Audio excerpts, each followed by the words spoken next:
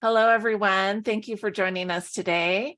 I'm Marcia Butler, the webinar director at Advice Chaser. We're so glad to have you here. Before we introduce our guest and get started, I do need to do a bit of legal housekeeping. Advice Chaser, the host of this webinar, is not a registered investment advisor. We cannot and do not give financial advice. Advice Chaser's presentation today is for educational purposes only and cannot be considered advice for any person's individual situation.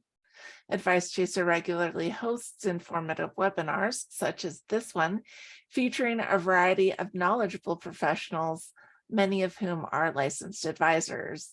Any opinions, ideas, jokes, or principles expressed by presenters are their own, and however true, funny, or interesting, are not endorsed by Advice Chaser. Please do not act on the information you hear today without consulting a qualified financial professional.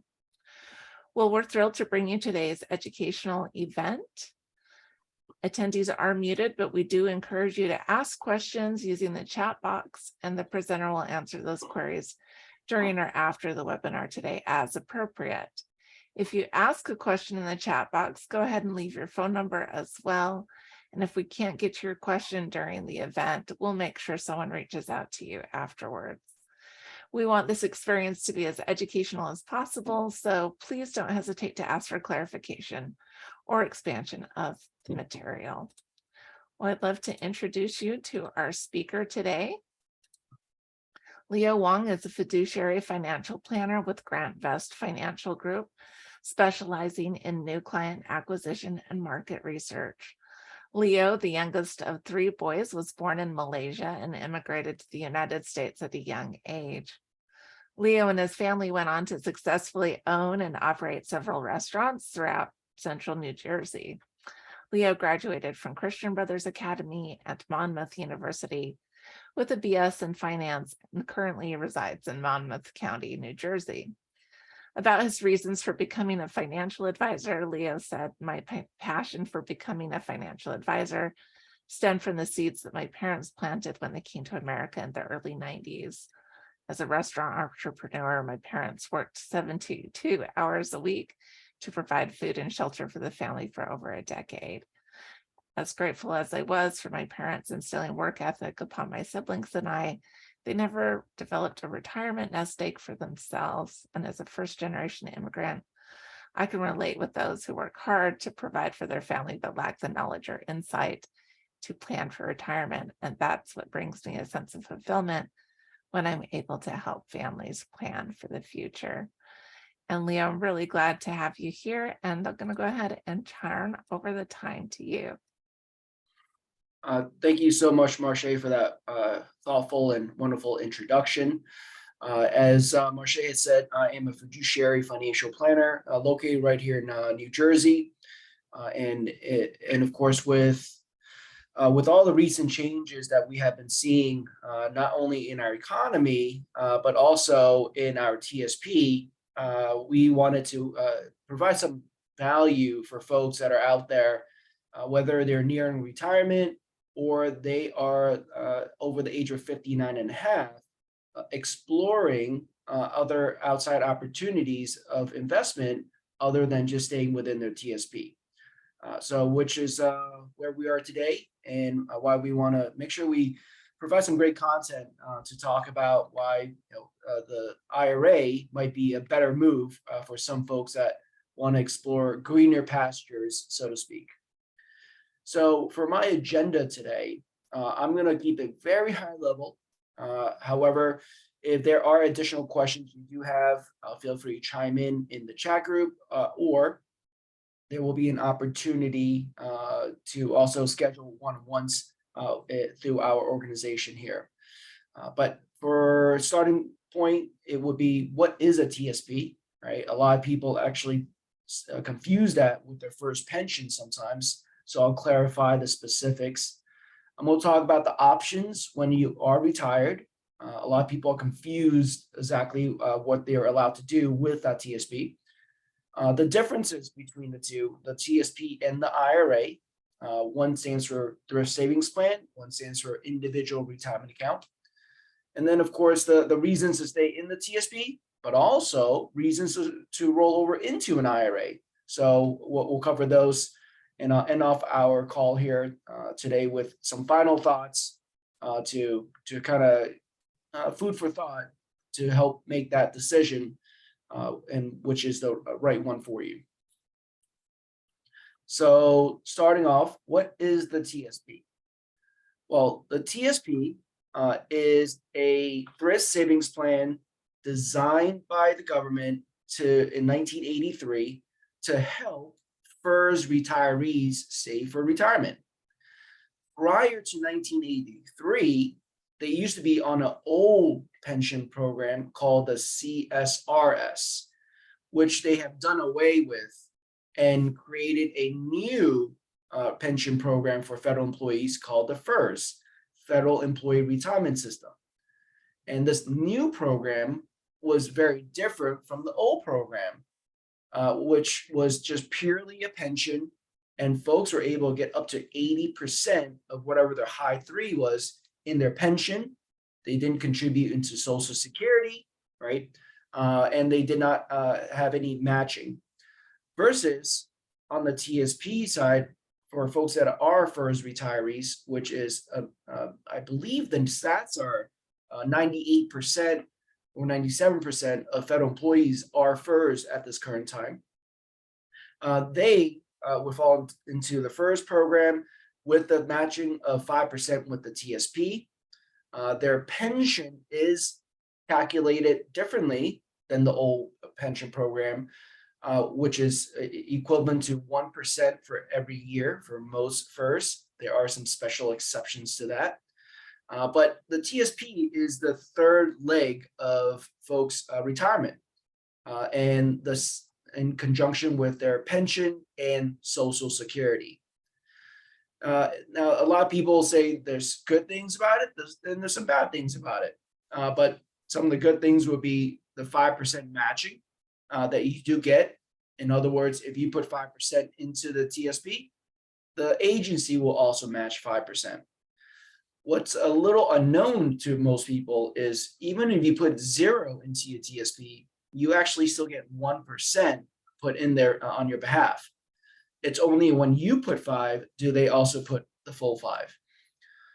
And they make it easy for everyone. It's a payroll deduction.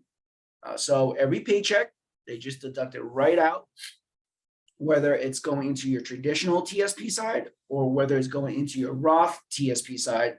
That is something that you get to determine. And it is a maximum contribution, and investing in the growth funds are the two key things that you can do to grow your TSP to a very sizable amount. So what are those? Well, the maximum contribution for this year has gone up to $22,500 for folks that are under the age of 50. For folks that are over the age of 50, you can do an addition called a catch-up contribution, which then will allow you an extra $7,500 to be contributed in addition to the $22,500, giving you a maximum of $30,000 to achieve the maximum contribution limit into your TSP in 2023. And investing in the right funds would mean you want to position it in growth funds, and there's only 3 of them. C for common stock index, S for small cap index, and I for international fund. Those are the 3 growth funds that people need to invest in order to take full risk with the market for higher average returns throughout the years. In fact, the 10-year average numbers between the 3 is in the ballpark of C fund, 12 and change percent a year, S fund, 10% a year, and I fund, 5% a year, compared to the 10-year averages of the the G and the F, which is government security and fixed income, which is both about 2% a year on average over the past 10 years.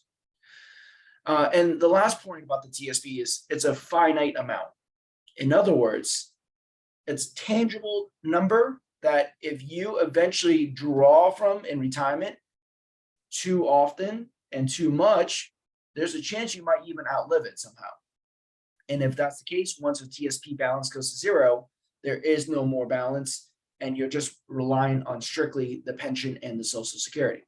So it's very important that you pay close attention to this, especially when you're younger in your working career, but also especially when you transition into retirement, because there's no more contribution and no more matching into your TSP once you are officially retired. So that's why we're going to spend a good portion of our time really adding some value on helping you make that decision on whether rolling over is right or not.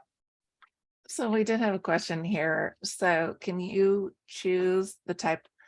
So I know all the different funds that you mentioned. Do you only get to choose one that you're invested in, or how often can you change it? Can you talk a little bit more about allocation? Yeah, certainly. So you have the option to invest in all 5 funds, because there are only 5 in there, plus the life cycle fund.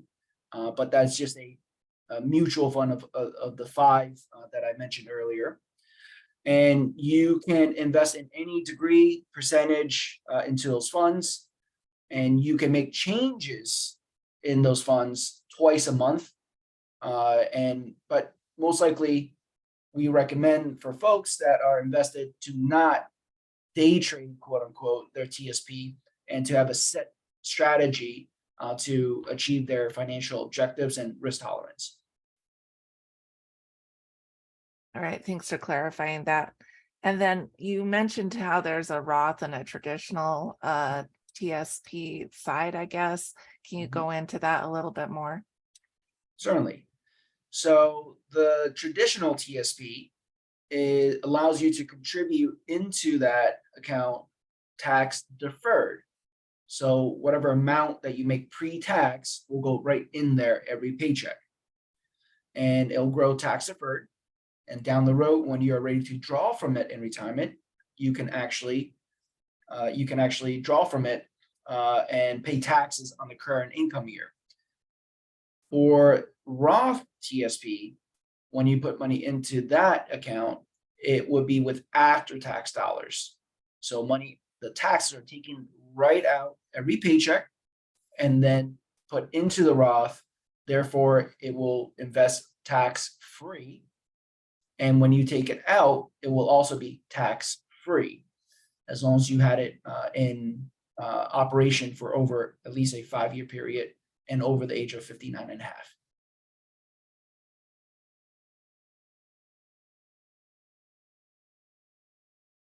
All right, so moving on to the next slide here, let's talk about what are your options with the TSP when I retire. So essentially, there's really 5 options to elect from, and I'll go through each one of them. The first one is you can choose to leave the money in the TSP now, which wasn't always the case. But with some of the recent changes that they made throughout the years, now you're able to leave it in there. And the first one says you can take a monthly distribution out of it. So a monthly distribution is just telling TSP to send me $500, $1,000, $2,000 every single month for as long as there's money in the account, and that's it.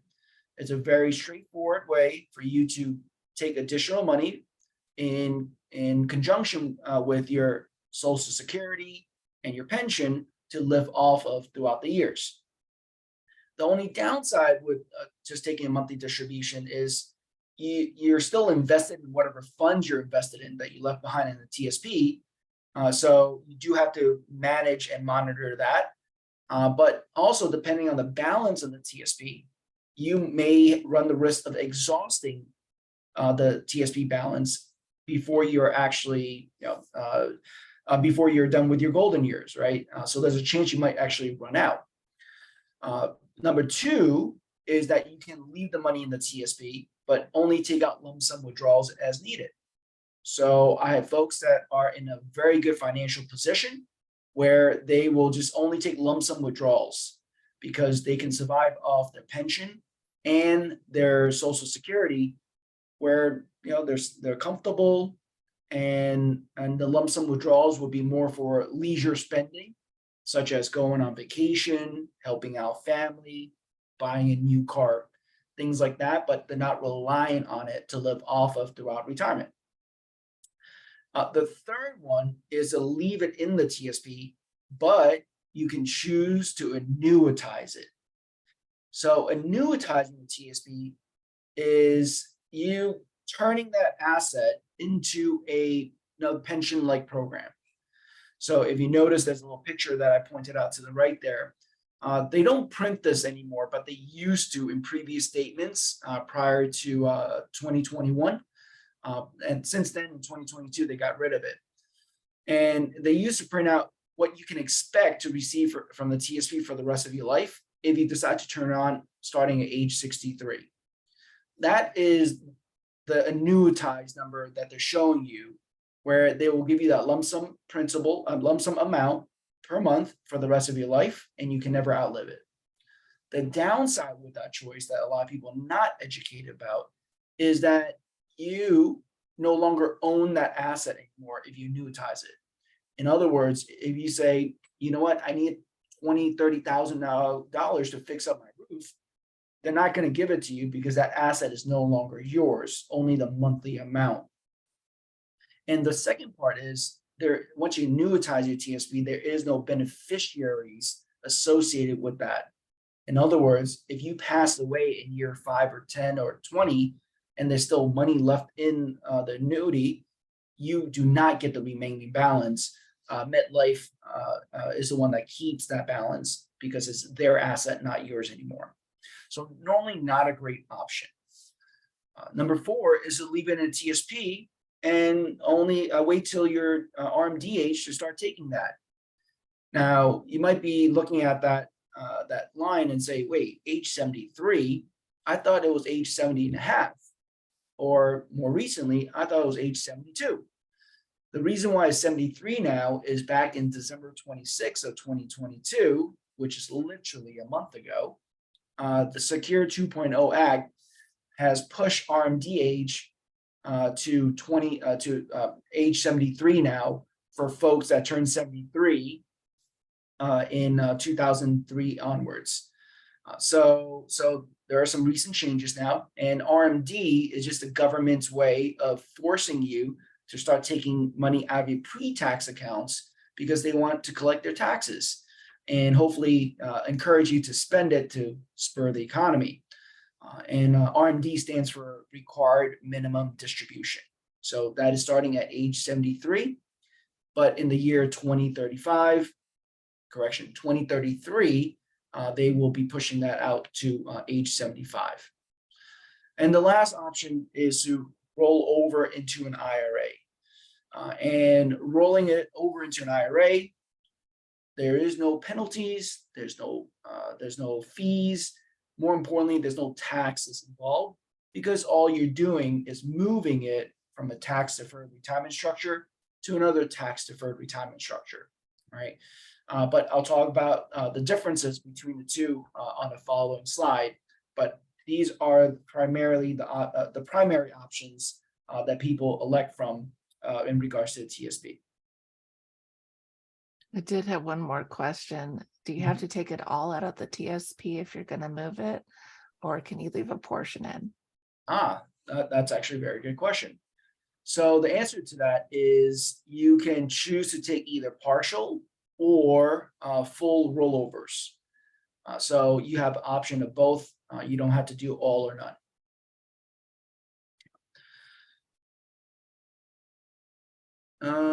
I did see 2 additional questions coming through the chat box.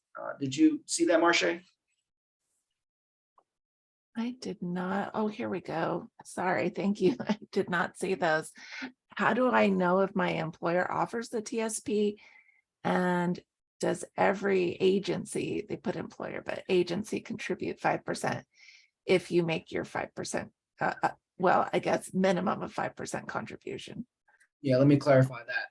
So you will know if they offer a TSP because it is only offered to federal agencies So if you're a federal employee, right, such as a CBP, IRS, VA employee, they do offer them. And you'll know because it's payroll deducted. So if you look at your pay stub, it will actually say TSP on it. And that's you putting your money in there. I believe they have it defaulted at 3% right now when you first start working, but you are able to log into your employee portal to adjust the contribution higher as well. And the agency only provides the matching. If you put in the 5%, they put in 5.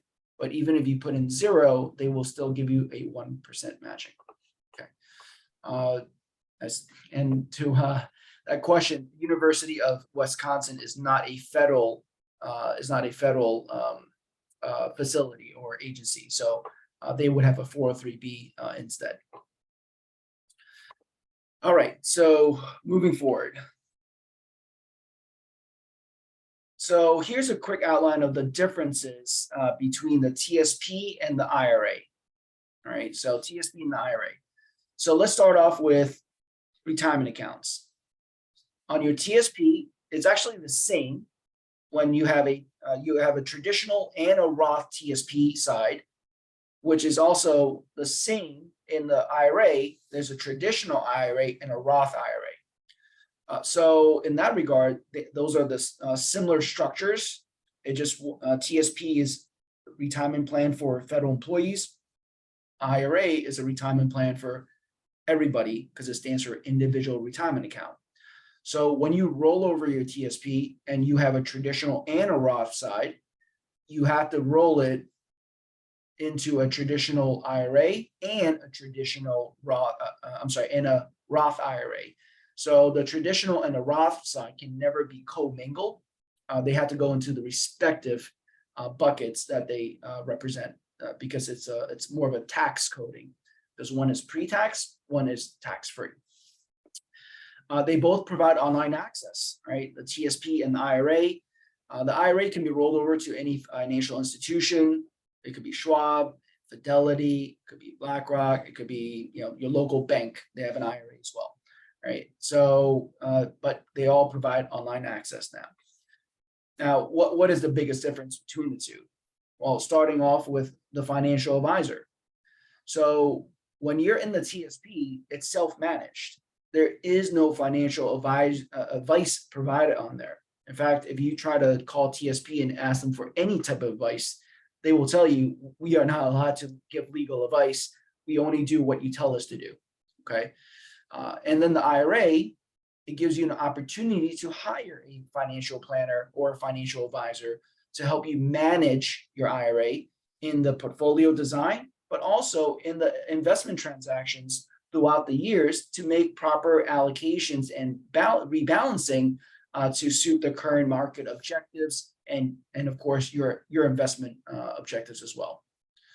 The investment funds. So for the TSP, you essentially have 5 funds: the G and the F for conservative, the C, S, and I for growth, and then the life cycle is kind of a mutual fund of the 5 funds in varying degrees, depending on the year that you plan on retiring. Versus the IRA side, you have unlimited investment funds. You could literally invest in anything: stocks, bonds, mutual funds, all right, such like that. So it's more options for you to invest and custom tailor design a portfolio. But when it comes to your tax withholding election, when you take money out of your TSP, automatically it's a 20% federal withholding. There's no way about it. You could make very low income, but they would still want to withhold 20% as a standard. So you can't change that. So if you take out $1,000 a month, they withhold $200. You get $800 a month. Versus if you take money out of an IRA, you get to elect that federal withholding as well as state withholding. I'll give you an example. I have clients that are making less than $40,000 a year between their pension and the Social Security. Well, guess what? They should be in the 12% tax bracket federally. So they get to elect 12% for the tax withholding instead of the 20 defaulted by TSP. So they're not giving the government a 8% loan on their money when they take it out of the TSP. For distributions, the TSP is still somewhat limited in how you can take out distributions in the frequency of it. So currently, you can take out 4 lump sum withdrawals out of your TSP annually, but there's also a 30-day rule that's a little funky. And what I mean by that is, let's say you took out $10,000 January 3rd of this year, you're actually not allowed to take out another lump sum withdrawal from your TSP until February 4th. Which is a month after or 30 days after. You can't take it within that 30 days when you first took a lump sum withdrawal. So a little funky in how you can access your money versus the IRA. There is no restrictions. You can take as many lump sum distributions as you want. There is no handcuffing of taking your money out. And lastly, the fees. Now the TSP, very low fees. They charge 0.068% fee for managing your asset. So one thing I come across is people actually don't realize the TSP charges fees, and they do. It's just very minimal. It's about 68 cents for every $1,000 invested is the number. Versus the IRA, well, it varies. It varies depending on what you invest in, with what type of fund companies as well. But I can tell you, with the recent changes in the past decade in the IRA space, it is very competitive now with the fee structure. In fact, I was looking earlier at one of the most common ETFs that people invest in, the S&P 500 Index, SPY, which is equivalent to the C fund. They are 0.09%. So it's essentially very close to whatever the TSP fund structure is now. So those are the big differences between the TSP and the IRA outlined, right? But let's go a little bit more granular and talk about what are the specific reasons to stay in the TSP, right? So who are the people that actually would benefit staying within the TSP? So for the next slide here, it's really 2 major ones that could be really spelled kind of expunged out, and that would be the platform of the TSP. It's super cheap, right? It's the cheapest one out there. There's even clips of Warren Buffett saying that he wishes he could have access to TSP because it's such a cheap platform to invest in, and it's very true. 68 cents for every $1,000 is very low. However, I always like to ask my clients this type of question, and that is, do you think cheaper is always better? And of course, the answer is no, right? We pay for what we get. And the TSP is a great platform, especially when you're young and you're working. It's payroll deducted. Everything's on one platform. You get some simple investment options. It's great. However, it's not always the best option because, well, I'll talk about later on in the next slide. The other reason why people would want to stay in the TSP is they're comfortable self-managing, right? They know how the funds work. They pay attention to it. They know how to make adjustments accordingly. They want full control of managing their own investments throughout retirement. And that's okay if that's you. But the question you need to ask yourself is, do you personally feel confident in your investment and retirement planning knowledge, right? Do you know what to do when the market has a 25% free fall like we experienced in March of 2022, right? Because I do know of some people that made the worst decision possible and basically, did the cardinal sin of they bought high and they sold low, right? So that would be a question that's individualistic, and that's something that everyone should ask themselves before they decide that staying within the TSP is the best solution for them. Now, on the flip side, though, let's talk about the reasons on why people roll over into an IRA, right? So there's really three big things I want to identify here. Number one is more investment options. And I mentioned this a little bit earlier. Investment options, you can invest in stocks, mutual funds, real estate, commodities, annuities. The world is your oyster, really, in what you can invest in. And with investment options, people like options, right? Because they don't want to, it's kind of like the saying on one of the lines here, they don't want to be able to put a round peg into a square hole with their TSP, right? So if you can picture that, one of the children's toy where they're learning what shapes go into what hole, and of course staying within the TSP when you retire is kind of doing just like that. You're trying to make that old platform work for you when you're working, but also when you're retired. And if you put on your financial planning hat and just think about that for a second, why do people that are in their, let's say, 20s and 30s, brand new at the federal facility using the TSP, still only have the same options as someone that's in their 60s and 70s using the TSP? Most people agree that they're at two different spectrums of life. Therefore, logically, they should have different options to invest in as well. So that's why rolling it into an IRA makes a lot of sense in that regard. The other reason would be to hire a financial advisor, right? You get to go out to the 300,000 financial advisors out there in the industry and find one that matches your need, right? Now, Fidelity did a really good study here, Marche, and they were able to quantify the value add of a financial advisor.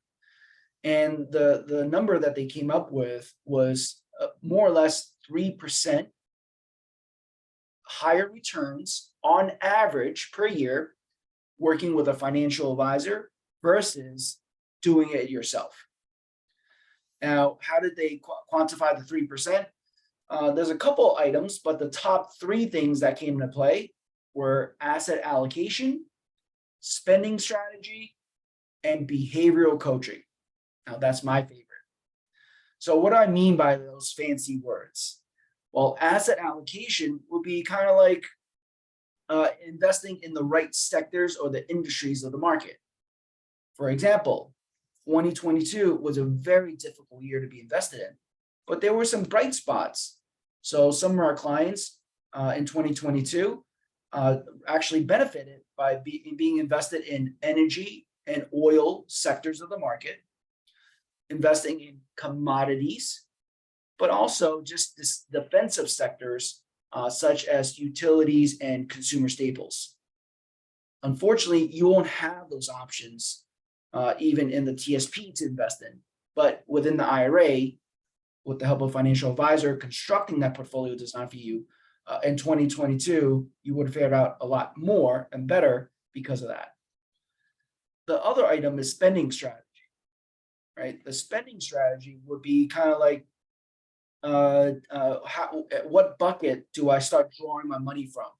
All right, whether it's from my pre-tax account, whether it is from my my individual account where the taxes are already paid, or do I take money from my Roth IRA account because taxes for the new administration is going to be a lot higher. So we're able to help people not pay too much in taxes in their spending strategy because they took from the wrong bucket.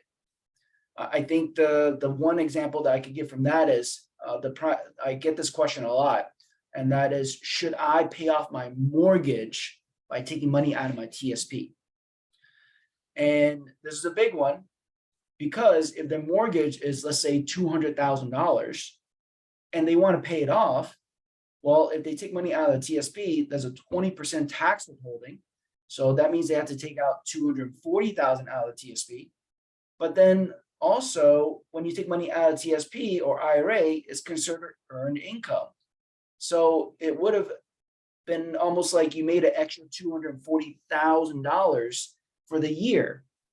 And if that's the case, and you had $100,000 job, you'd be for that year, you would have had an income of 340,000, which would bump you into highest tax bracket, which obviously would not make any sense to do that, to pay off the mortgage if you get paid at the highest tax bracket also. So that will be an example of one. And then the last one, my favorite, is behavioral coaching, right? So behavioral coaching would be, when the markets get tough, do you know how to react to it? Back to my earlier example, March of 2022, when it felt like the sky was falling, the market came down 25, 30% in a single month. Well, I saw some people that didn't have behavioral coaching, and they did the buy high, sell low. They moved the C fund money into the G fund because they didn't want to lose anymore. But then they didn't know how to put it back into the C fund. And when the market recovered throughout the year, they lost that money, but then they never participate in the recovery because of emotions. And they just didn't know how to get back in. The emotions is the worst thing that most of my clients have to endure. And the ones that don't know any better, don't have the right coaching, will fall prey to those situations.